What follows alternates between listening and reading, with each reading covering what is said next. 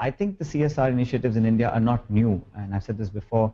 For the last 6 decades, Indian corporates have done great work in creating communities, giving back to the people who are working in those areas.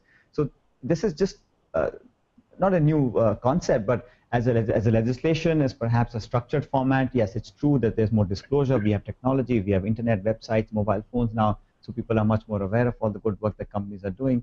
There's nothing new, but I hope that we are able to get a lot of money into communities, because then people can see with their own eyes that companies have actually taken the pains to see what is missing, what is required, and to supplement the efforts of developing those communities. And responsible corporate behavior is, I think, very, very important. Sustainability, as somebody mentioned earlier about harmonious coexistence.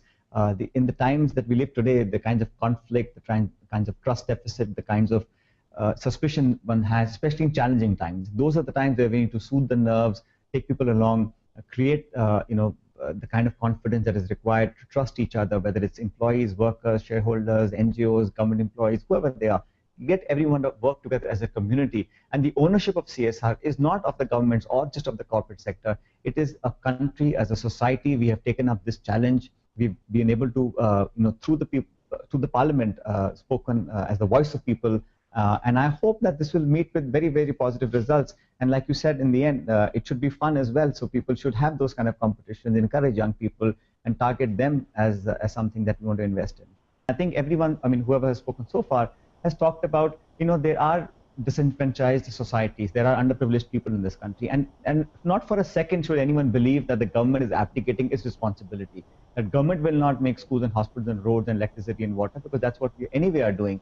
Idea is to supplement all of those efforts to make sure that the people of India believe that the corporates are not here just looking at bottom lines and quarterly profits and EBITDA margins. They're also concerned about the situation in which people are living.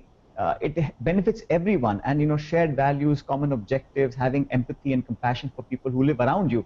How can you have a successful factory making thousands of crores of profits, and the villages around those factories and units are people who are malnourished, who are starving? Sure, it's our responsibility as government and policymakers, but that supplementing of those efforts will create the kind of goodwill and intangible benefits for the companies that you can't even imagine. And it's not about having an affirmative action. That's something that's been prevalent in the West for some time. But in India, people have been criticizing, some not so much, some a lot, about this government's no one to tell her how to spend our money. Well, you're not giving the money to the government of India. This is your money. You spend it the way you feel like spending it. And it's not there for every company. It is only for large, established, profit-making entities which are in a position to contribute just 2% of what their profits are. So let us evolve and see how things shape out in the future.